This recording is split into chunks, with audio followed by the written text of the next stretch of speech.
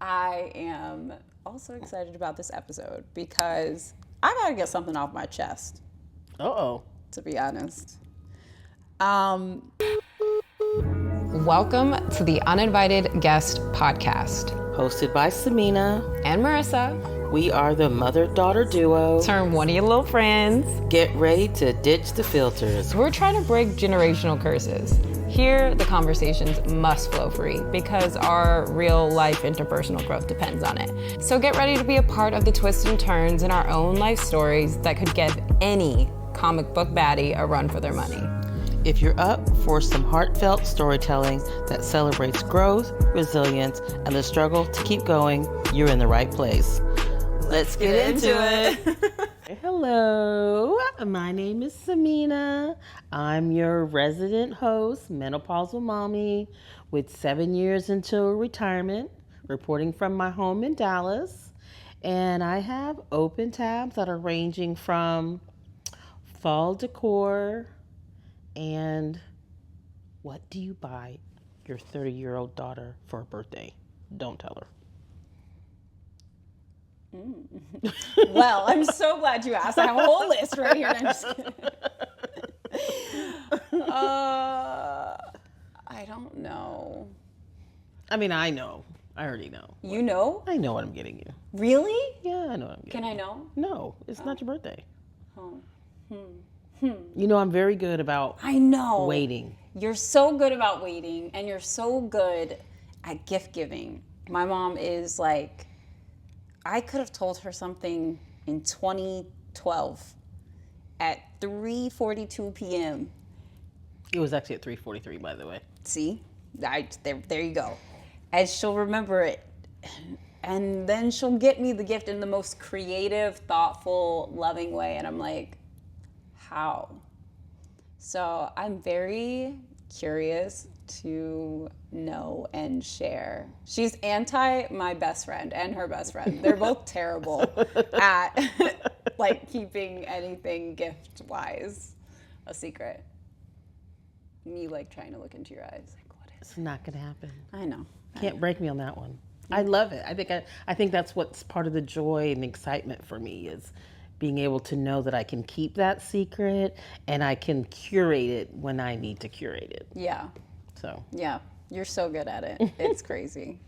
Well, those are fun tabs. I'm like, episode's over. Catch me at my birthday. Which I guess like goes into my intro. yeah. Well, did you find any fall decor? No, You got a new coffee table book. Coffee table. I did. It's beautiful. Yeah. So it's like burl wood, if anybody knows, and it's like one of my favorite because the texture. So that's a nice addition, and the color's kind of giving fall. Yeah, I think so. Yeah. Okay. Keep hunting. Tell me what you find. All right. Hello.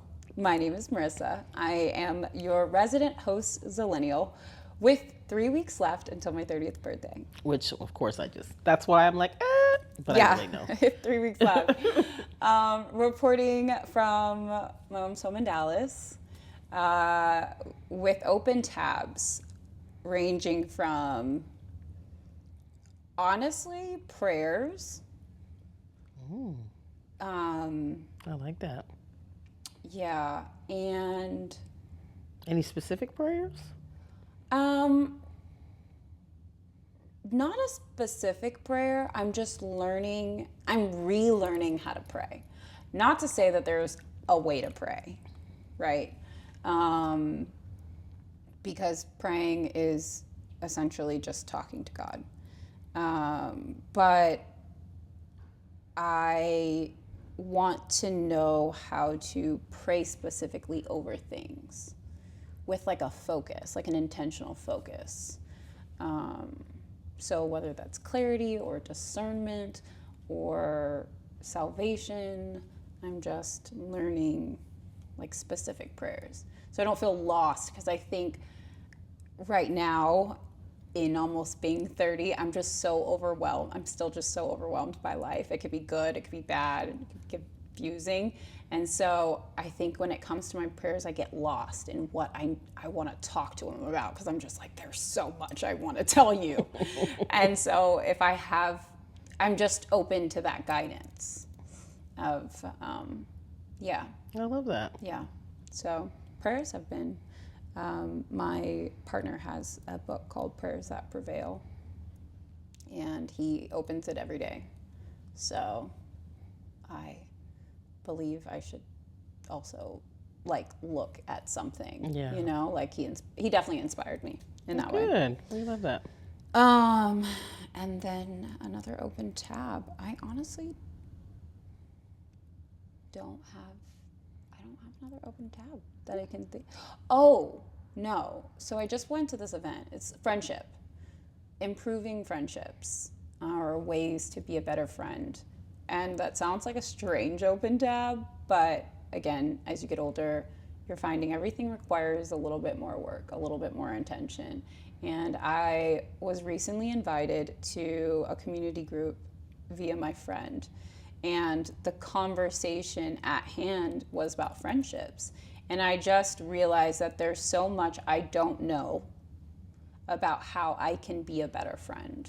But there is like articles, there's, you know, practices out there. So I'm just trying to figure out what will work for me. Okay. I love that. Yeah. So those are open tabs. Always good to have good friends. So good. Shout out to Jessica. Y'all, I just want to say that she has a brand actually called East on Rodeo, which are for girlies under 4'11", because she's tiny, she's petite. Okay. Petite girls. Literally, she says that. That's like, but I, as a 5'9" girly, have some of her pieces, so I can just say that it's not just for petite women. And she has a great eye and design for fashion. So, yeah. Okay. Just a quick shout out really quick. What's your word of the week? Health. Health. So, for Let's talk about it. the people from the last podcast, if you remember, I talked about going to the U.S. Open and How was it? and going to New York, and I had an amazing time. Yeah. What's that saying? We outside. Well, we outside.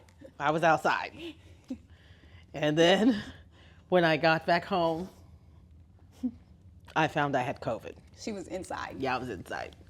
So, yeah, so just now, and it had me down. Like, it had me down quickly. It was so strange. Like, and you know, I was only there for a weekend. Right. And so literally getting back on the plane on Sunday, I started out with a little cough. By the time I got home, I could barely move. Yeah. And I was so exhausted. And thank goodness to my partner that said, hey, you know what? I'm not going to kiss you. Thanks, partner. He's like, I'm not going to kiss you until you get tested. Because you may have COVID. You sound bad. And you look bad. Yeah. Don't you love that? Yeah. When you already feel bad and they're like, you look bad. Yeah. I'm like, and I was like, really? And he was like, yeah, you need to get tested. And believe it or not, I took a home test. And it said negative. Oh. Yeah. Wow. But faulty home test. Yeah. But it was one of those expired ones that, they gave you that said that was still valid for another month or so. But I don't know about that because, and then when I went to the doctors within 10 minutes, they're like, oh yeah, girl, get out. No, I was never in the office. They do it out in the car. They come out to your car and then they give you a little iPad so the doctor can talk to you virtually after when your results come back. Yeah, wow. It's pretty cool. Yeah. Things have changed, Yeah, truly, what is it called? That virtual doctor. Yeah. It's like, or virtual telemedicine. Yeah. Is telehealth. But I was outside the doctor's office though. Wow. Yeah, that's crazy. Yeah, but it's funny, you think back to the original times when COVID first came out, people were all like, the nurse did not come out masked up, all covered up like they used to, gloves on, none of that. Yeah. So It's just funny, when you think back to the first time when it first came out. But I mean, it's not really funny because people still are getting sick. But Yeah. I just want to tell everybody to be aware that it is still there. Yeah. And especially for like people like me that stay home all day. Like I realized, like, even though I had shots and had boosters, but I hadn't had it in 2 years, honestly, because I've been home for 2 years though, Right. and not being out obviously in the world until then. I just popped myself right out there. I'm gonna pop out and get COVID. Yes. So anyway, if I cough during the podcast, even though I'm clear now, if I cough, it's just a lingering symptom from COVID, and so I'm just glad for health at this point. Yeah, for sure. I'm glad that you're feeling much better because I know those first couple of days were tough. Yeah. Rough and tough. But she did it. I did it.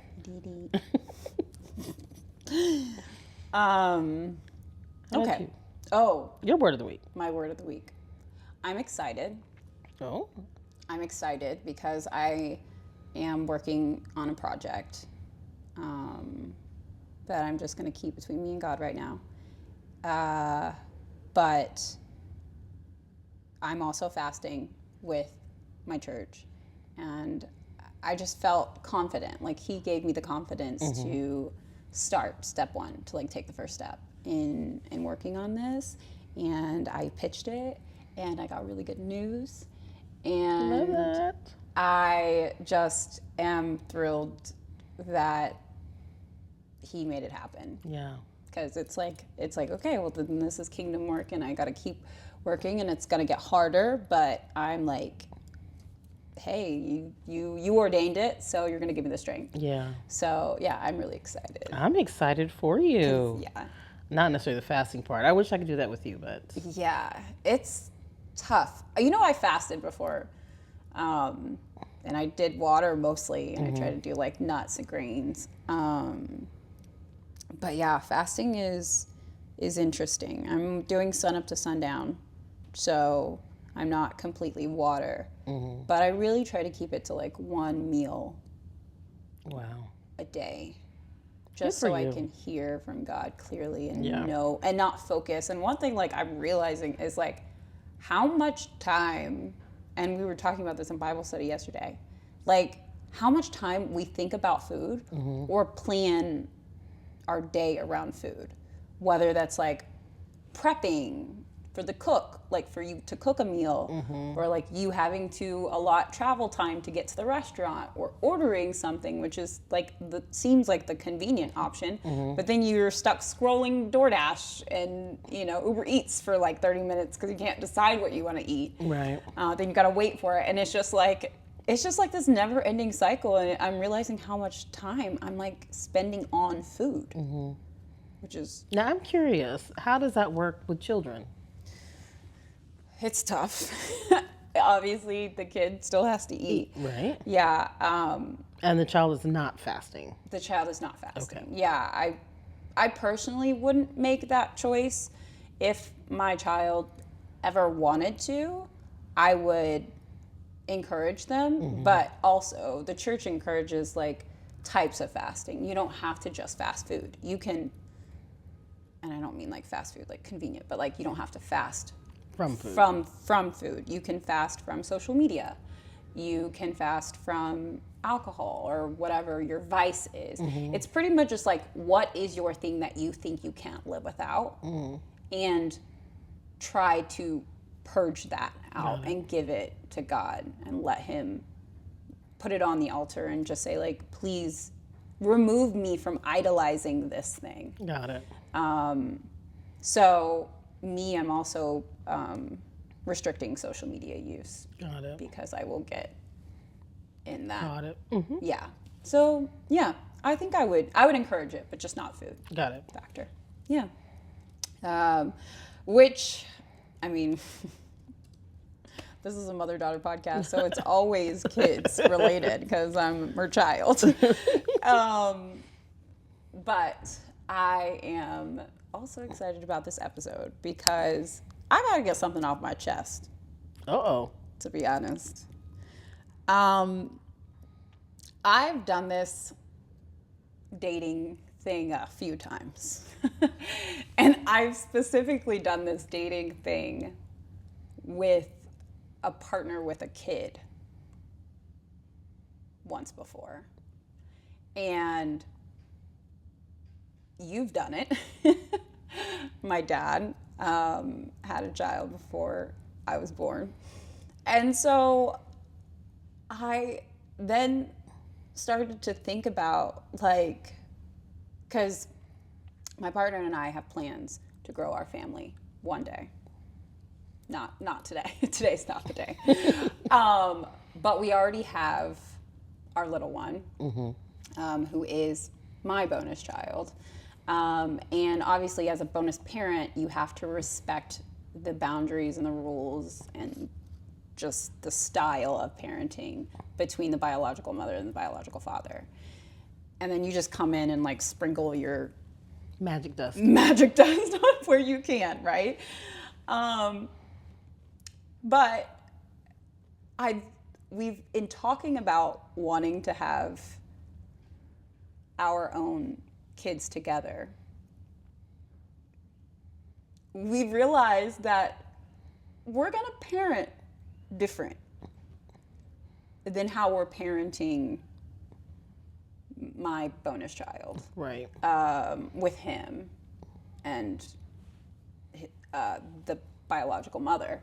And so I was like, I kind of want to go to the wisdom counselor, which is my mom, of like, how did you handle this situation? And like, how do you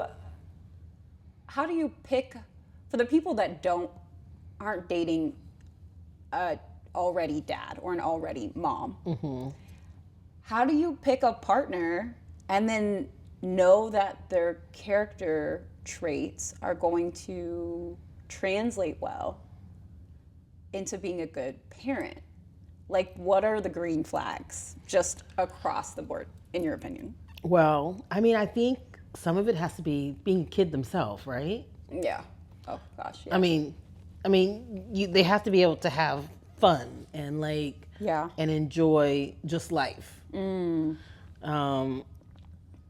Check. My partner loves that. And then of course you also have to have someone that is also responsible. Also check. For you could see that. Now you're talking about someone that already has a kid, right? That you're looking at. So you have to see if you have a partner that never looks forward to seeing their child, always complains about paying the child support, doesn't get involved, or only gets involved when it's their time, right? Those to me are just red flags. Or I could have just said it the other way, the ones that are involved, the ones that don't complain. Of course, I don't think I've ever had a parent that have never complained about child support, honestly. Right. Yeah. And really, I think, I want to say a good communicator. Yes. I think a good communicator is, and then probably someone that their fuse does not. It's not short. Yeah. Absolutely. Yeah. Those are probably one of the best. Those are the best things that I can see as looking at your future partner, right? Yeah, of your child. So, yeah, because there are going to be times that you're going to be tested trying to mold it all together. Yeah. And so you have to have a partner. They're good with their child, but you need to be able to see if that translates. Does that look like it's going to work for everybody? Right. You know what I mean? Right. And then also that someone that I think that is open to listening to you about their child. And trust me, that's hard. Me being a bonus parent and me also in the dating world when you were younger. those are hard things, because I tell you, there are a lot of times guys would say things to me, and I'm like, don't tell me about my child. You see? Yeah, I do remember you telling me that, and that would be like, you would end a relationship based off of that. Absolutely. But I don't think that was necessarily the right thing. No. Now, hindsight, you know what I'm saying? Yeah. But I'm just saying, so I think a good parent partner is someone that is willing to listen, not let their feelings get in the way, but is at least willing to listen to you. They don't have to agree with you. Yeah. But at least is willing to listen to you. Yeah. So. Yeah, I think as a bonus parent, it's interesting, like, our kid shows me a different side of themselves than I think they share with their parent. Right. Like biological parents. And so it's kind of like auntie vibes in the sense of like what I can do, the boundaries that I have, I guess. Maybe auntie not so much, because I think aunties even have a little bit more. But I have a different perspective on the child than I think both mom and dad do. Of course. So yeah, it's just, but it's funny, at the end of the night when both parents, and I'm talking about him and I, decompress about the day, and we're just like, what happened? Like, how did we get through this day? And then we just laugh, and then like we kind of bully just the situation in a joking manner, just so we get past it. Yeah. About like the hard things that happened, and then we always seem to talk about with our kids, that's like not gonna slide. You know what I'm saying? Yeah. So it's interesting that even he is doing a reflective moment, right? Co-parenting of like, Well, I think, especially when it comes to you have to, obviously when you're in the same household together, you can control the environment. Right. But when your bonus child goes to their biological parent, the other parent. Right. Obviously their parenting style is different, or, the environment is different. Right. And so there is almost, I don't want to say a learning curve every time they come back home. For the child? For the child. I feel like there is. And I do always remember with your sister always saying, please, because we're very intent in the way you speak, the way you enunciate, right? And being in Texas, you can end up with a southern drawl very quick. Right. And so we would try to, and I understood that just because of the location where your dad and her mom was from, that was very predominant in that area. Right. And so we would try to make sure to reiterate, just because they speak that way, that's not how you normally speak. So please, don't try to speak. Remain true to. Yeah, come. I understand you're trying to fit in or whatever. Yeah. But please don't. And then of course, she would always come back home with the southern drawl, right? Or whatever they call it. Yeah. And we would have to like go through the. Unlearning. The unlearning, yeah. You're like, what did you just say? Yeah, like, is that really a word? Like, can you write that down on a piece of paper? Like, so I just think, it's just one of those things that you just, so when you transition to when you're growing your family, right? Yeah. I think it's easier to control that environment. Yeah, you have to be on the same team. Yeah. Well, you're always on the same team. True. Well.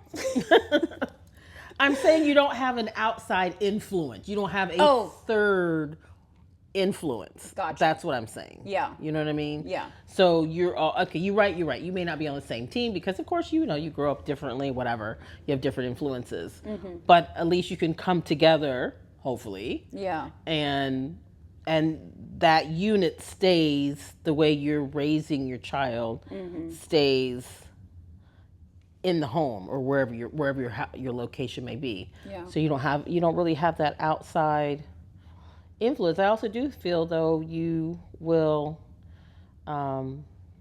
as you guys are together, I think it becomes a natural transition from having a bonus kid to having your own, to growing your family, to having your own biological. I would hope. Yeah. Now for your dad and I for us it wasn't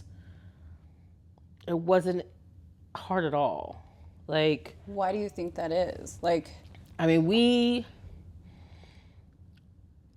definitely we were adamant about you and your sister weren't half sisters or steps. I don't even know what the difference is honestly between the two, but right.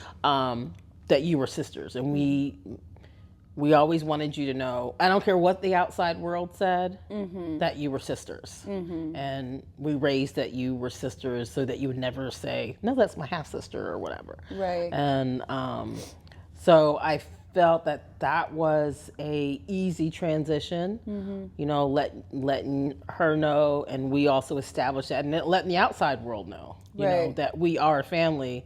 I don't care what you think, but we are family. Yeah. So that even as we split, you and your sister still never just said you were half sisters. You still said you were sisters. Yeah. And I felt that was very, very important. And then also, our discipline styles were different. Yeah. You know that, right? Yeah. Completely different. And I look back and reflect, like, you didn't really have to challenge us, disciplinarian wise. I never took it that far. At least not as a kid. Not as a young one. Right. But so, I mean, I don't really know. I'm trying to think of the words I'm going to say. I don't really know if it didn't apply just because it was you were so easy and as a child. But for us, it was important that no matter what happened, when we came to discipline you, even though we had two different discipline styles, we were coming out saying the same message. We were walking out that bedroom door. We already had a plan. Yeah. When you saw mom and dad, there was no mixed signals. That's what it is.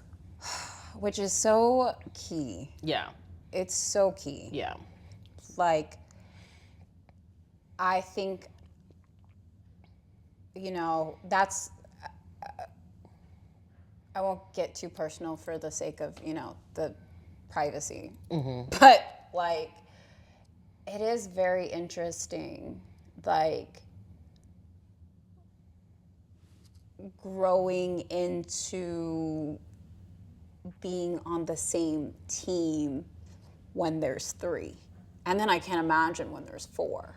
Yeah. Because then their partner may come with their own opinions and, style of parenting and their magic sprinkle, right? Right. And then it's like it grows even bigger. And I guess at the end of the day, it is the parent's job to then inform us. Right. As partners, we just have to kind of come along the ride. But to do that takes a lot of, like, ego surrendering, in my opinion. To be like, I don't really want to be on the same side as you because we got divorced or, we went our separate ways. But we have this child together or children, and we got to figure out how to be on the same team. Yeah. And I do remember that. Like, I remember a few moments if you want to share that story. I'm not embarrassed by it because I'm almost 30, okay? But I know she would pick a particular moment if she could. Yeah. Yeah, no, I won't necessarily share that moment, but I could say even in marriage and even in divorce, like you said, your dad and I, in the important moments, Yeah. when we need to pop out together to let you know, Yeah. we did. Yeah. And you knew. Yeah.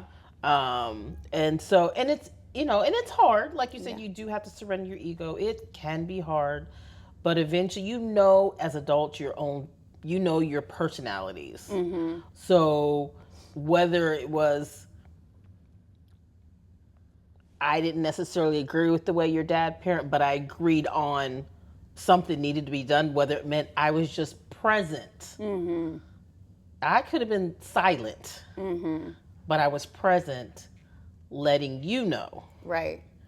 That your dad and I, we don't play this today. Yeah. This is not gonna work. Yeah. And I think that honestly, it helped because in hindsight, in co-parenting or helping alongside the co-parenting journey, you're just like, okay, we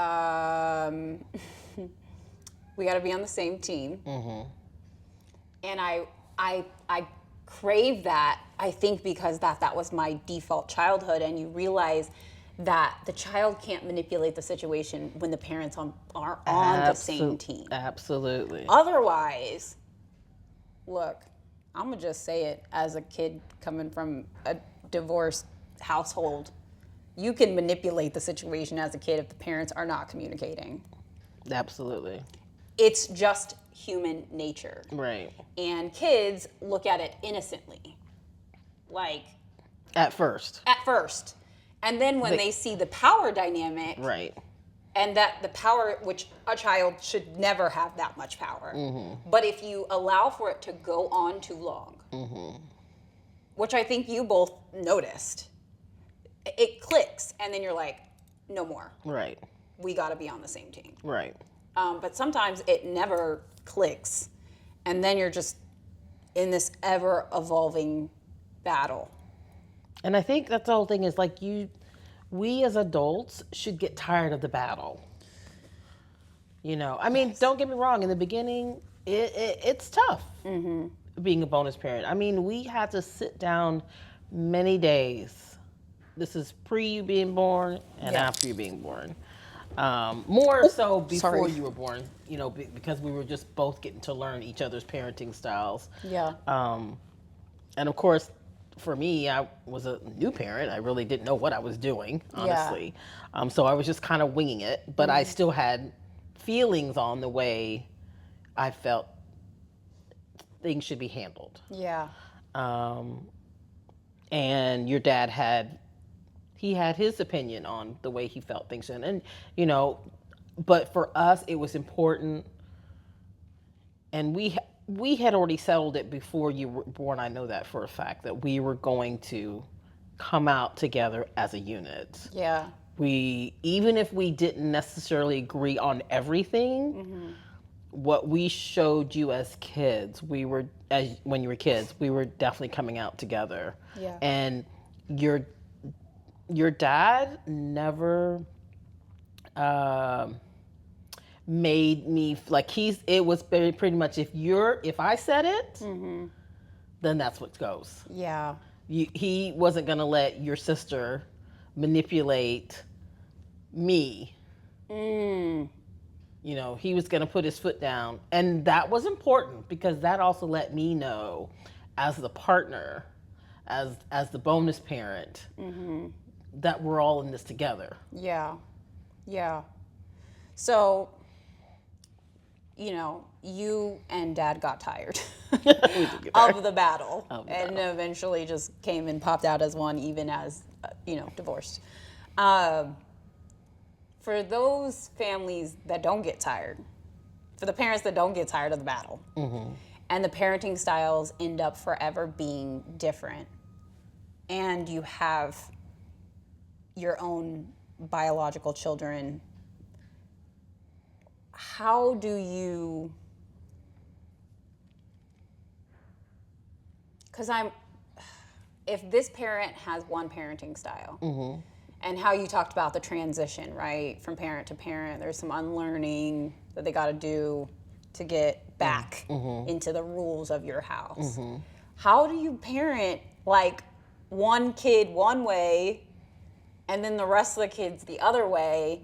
Like, I feel like it's just like there's like a fairness factor where it's like, well, Bubby doesn't do that, or like Bubby gets to do this, or Sissy gets to do that. Yeah, well, I mean, I think it's, for us, I mean, of course, you and your sister were so far apart in age, right? But, I mean, we normally, as you would any other kid, even if you were 2 years apart, let's say, you would expect two different things from a 2-year-old Right. than a newborn. Right. Or let's say a 4-year-old and a 2-year-old, right? Yeah.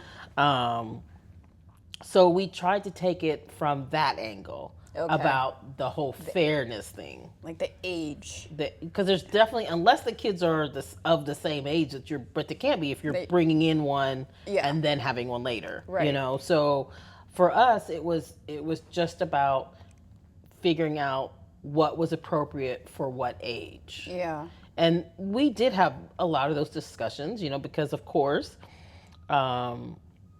your sister probably would have thought that that's not fair, you know, she gets to do this. But you've already done all that now, you know, and you had all this attention. We used to say, you got all the attention in the very beginning, and now, you know, now it's time to divide some of that attention. Right. You can't have it all at this point anymore. Right. Like your sister didn't know what it was like to always get all the attention. Right. Me. Yes. Yeah. So, I mean, it was, even though it, like, I think it just was a natural transition. Yeah. I mean, the only thing, if it would have ever been difficult, is if you had to separate. Like, so say your sister was going to her mom's, but you were staying home. Now, I know there were times that you wanted to go with your sister. Yeah. For us to kind of combat that, we just made it fun for you while your sister was gone. We filled you up with activities. Yeah.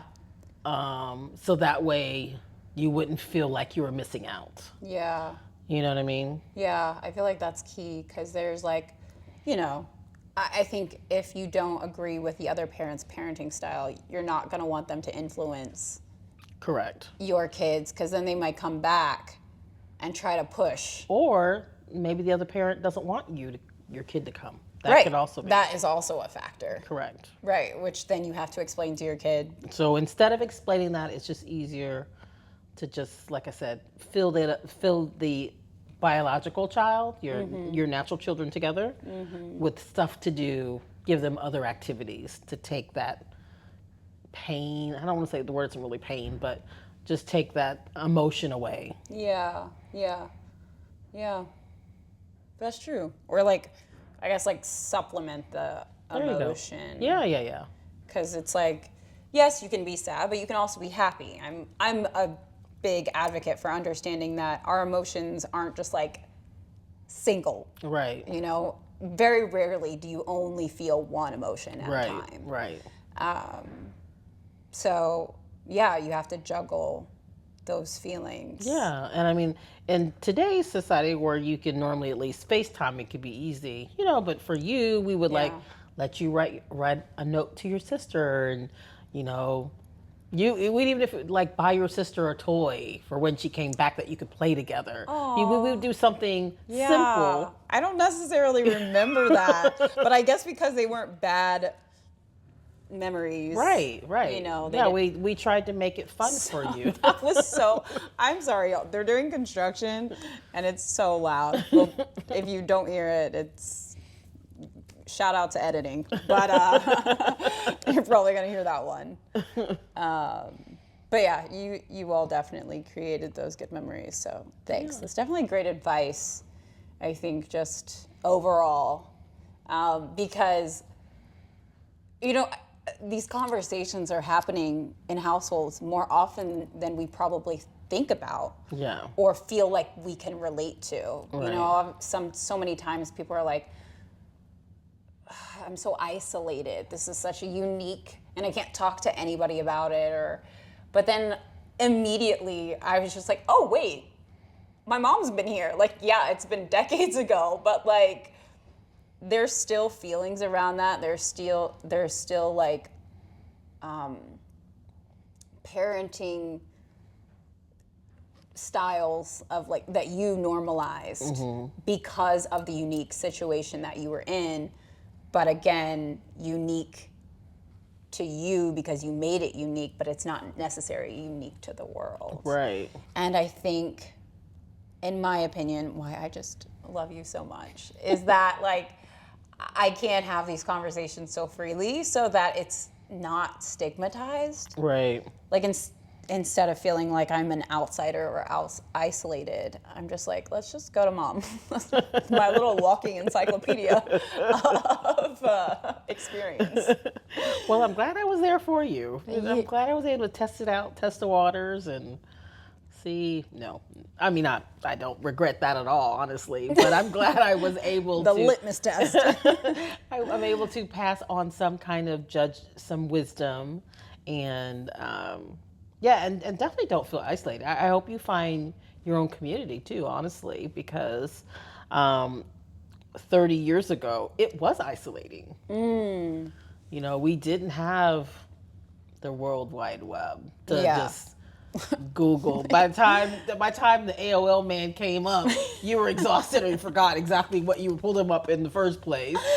Oh my gosh, I still remember him like the walking, the legs. Wasn't it based on wasn't it based on your phone line too, right? Landline. Yeah, it was landline. So you couldn't necessarily be on the phone and be on the computer, right? Well, you could, but it'd be real slow. You would be there longer than you anticipated. So, people would be like, get off the phone. Yeah. So I mean, now that you know, you have the internet. I'm not quite sure about social media just because it wasn't part of my generation. Yeah. And it's divisive.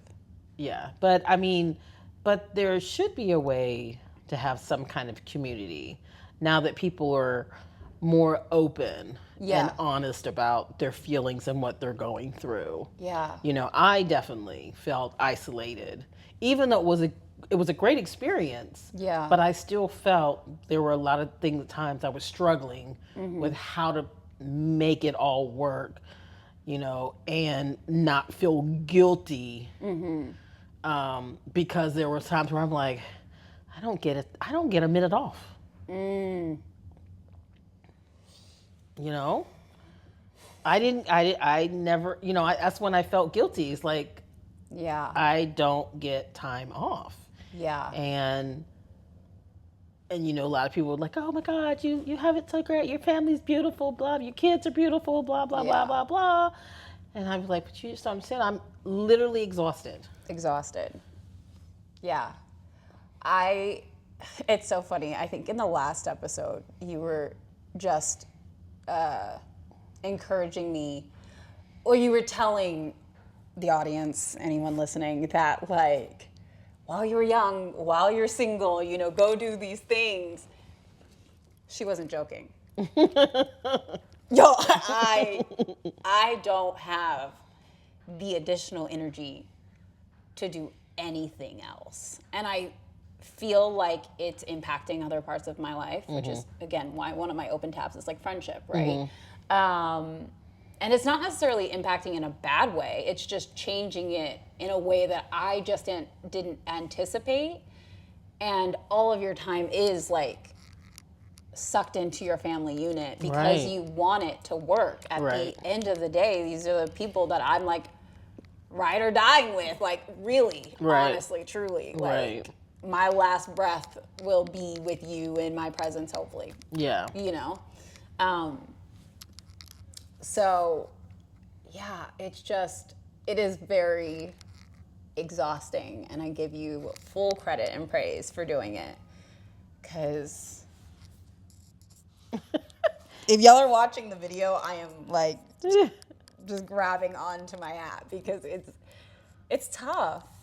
It's really tough. But just know it's rewarding. Yes. At the end. Yeah, I get it. Oh, that's another thing. The kid is not even mine biologically. Right. And I'm still like looking at photos and videos of the child at the end of the night. Yeah. Like I didn't just put you to bed. Yeah. Yeah. You know what I'm saying? And it's so funny because I get that cycle of like, I just wish you would take a nap or like be at peace. Like give me peace for like 5 minutes. Right. And then the second they give you peace, you're like, I want to play with you. Yeah. Like, what is this? It's like emotional warfare in my heart and my head. Right. So I definitely see the rewards of it. And I just love kids. Like I've always loved kids. So I feel like this life is so rewarding for me. Like this is my token. Yeah. And this is what God knew I always wanted. Asterisk. I always wanted a family. I didn't know what it was going to look like. Right. I didn't know it was going to start here. But yeah, so it is rewarding. Yeah. Well, just back to the friendship thing. So just make sure you make time for your friends. Yeah. Whether it means a girls' trip or girls' day out, I mean, it doesn't have to be a trip. So Yeah. if you can't get away for a trip, I mean, I understand that as a mother, sometimes it's hard to carve out that much time. But even if it's just, a girlfriend's dinner out, whatever. Yeah. I do have plans for Yeah, dinner make sure with you my girl don't, next week.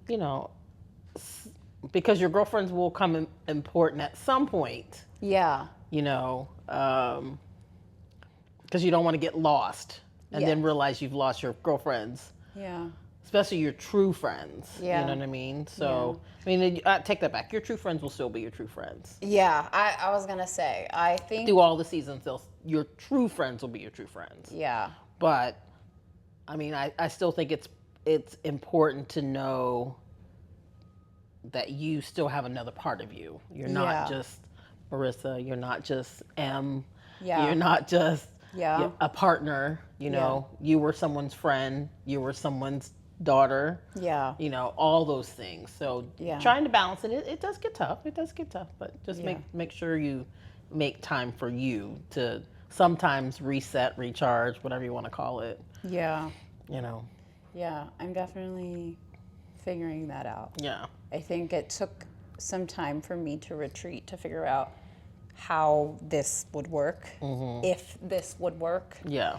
And now that I see it working, and it's not on autopilot because there is nothing autopilot about parenting.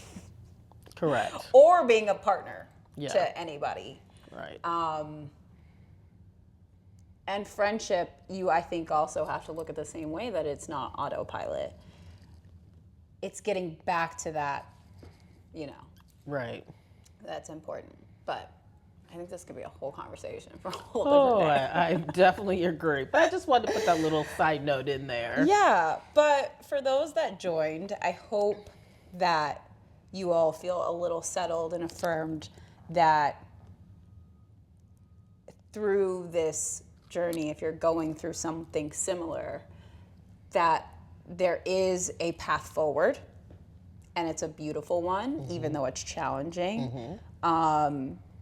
To always pop out as one, whether you're co-parenting or whether you're parenting your new biological children. What else? I'm like, green flags, red flags. Yeah. I mean, the green flag, red flag thing.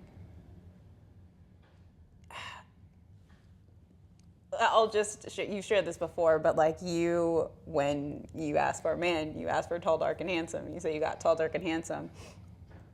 But you also say, to the other side of that point, he may not have been a great husband, but he's a great dad. Right. And I think for those that are... Shout out to all the great dads out there, by the way. Shout out to all the great dads, including my man. This is for you. You're a great dad. You're a phenomenal dad. But yeah, I think you have to look, literally, my pastor said this yesterday about something else, but you have to look up and vision cast the future a little bit, so that you're not so focused on what's in front of you, the tall, dark, and handsome, but vision cast who you want to do life with. Yeah. Because that's actually a very bold and like there's just so many intricacies of like doing life with someone that like you really need to make sure that that's the person you want to do a life with. Right. And I feel like it's the most random, it can be sometimes the most random things and values that you're just like, that I know. Yeah. I know that I know that I know. I want in a partner as a dad. Yeah. Parent partner. Yeah. That I think that's important. Yeah. I was blessed, Yeah. honestly, because like I said, you know what my wishes were. I got my wishes. Yeah. I didn't necessarily see that part. That's not what I was looking for, as far as I wasn't looking for children or dad, anything. But that kind of came with it, and that's what I learned later as I was in a relationship with your dad. Yeah. Yeah. This is one last question actually I do have, because what I did differently is I am deciding to try to co-parent before, right? The big I do, because I think honestly I do starts in the daily life. Like, yes, it's cute, do the little whole ceremony, but like the I do is in the daily. And so you didn't do the do before, and I mean do the do as in parenting together, Right. and seeing that lifestyle. Yeah. Would you recommend not, or yes? Or is that, I don't know. No, I definitely would recommend. Just so you, as a person and partners, know what you're really getting into. Because honestly, I don't know what I thought I was doing beforehand. I always say, like, I felt like I was jumping into the Brady Bunch, even though the Brady Bunches are two families blended together. But I just came whole as family. Yeah, but you know, I had no clue. Yeah. Like I always say, like I went from being single to being a wife and a mom immediately. Yeah. And so I definitely believe if you can try to do daily, because, you know, I was like intermittently, you know, we did movies together, did, you know, lunch together or dinner together. Yeah. But to do the daily every day, your dad took that duty away from me. And he thought he was doing the right thing, obviously. Right. Letting me, because that was still his responsibility, he felt. Yeah. And so he could date you. Right. I feel like I'm married. Like, you know, I say that in a good way and a bad way, but like, or not a good way and a bad way, but just like a good way and a very real way. Right. Of like, sometimes I forget that I'm dating my partner. Right. Because I'm just like, whoa.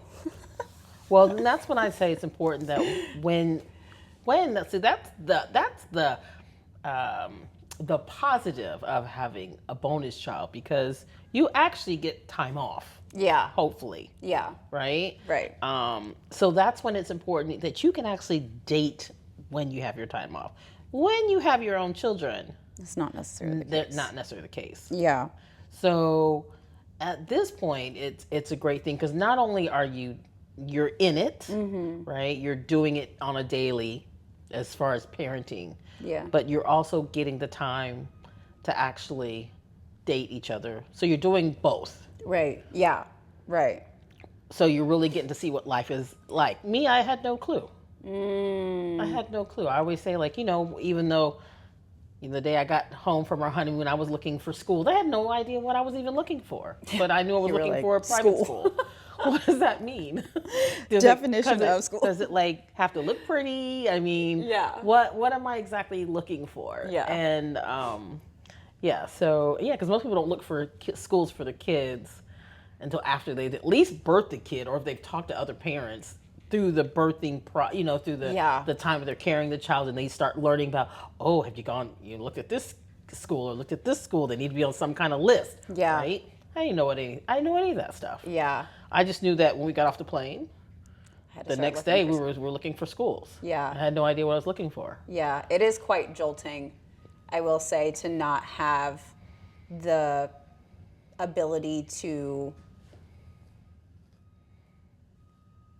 birth inside yourself the mothering instincts.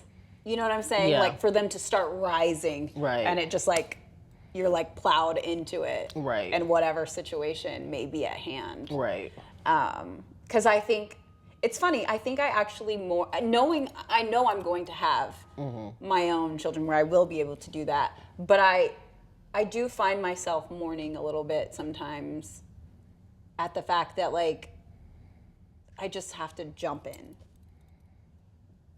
There's you didn't get to see the kid grow. Yeah. Or you didn't get to help instill your beliefs or values. Yeah. Well, it's okay. And but that you I still just don't tell have your myself input, though. I'm being selfish and to wipe it to the side. I think that's a natural response, but the good thing is knowing that you still have an influence, and no matter what age the children are still learning, right? And they still are influenced by many. I mean, how many people have you talked about children that we've learned that are adults that have talked about a teacher? Yeah. One teacher that have made a difference in their life, right? Yeah. So it's kind of the same thing. Yeah. You may have not seen it from, the day that it kicked out. Trust me, I didn't necessarily want to see the day you kicked out either, because it's not a pretty sight. I just want to tell you guys. But, I mean, you still get to see the fruit of that labor, per se. Yeah. By your daily interaction with that child. You may be that child's teacher that it looks at later like, I'm so thankful for you, even though you weren't the biological, because biological just means you have the DNA, right? But the mothering doesn't have to be DNA based. Yeah, that's a good perspective. See, I told you. Walking wisdom, walking encyclopedia. Shout out. Y'all should DM her, Menopausal Mommy, on Instagram. If you need advice, that's where to go. That's where I go. But if y'all taking too much of her, I'm going to take her back. Just because she's mine. Just kidding. All right. We already said we were wrapping, but we went deeper into conversation, and I always appreciate it. So we hope that you appreciate it as well and got something from this.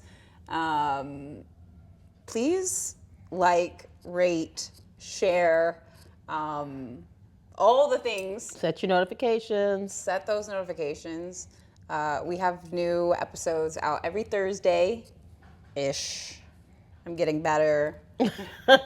Look, we are the team, okay? So it's a little tough. We also have other obligations, but every Thursday you can expect a new episode and us sitting on this couch having a good time. Having a great time. And we hope you're having a great time as well. Yeah. So, talk soon. Bye.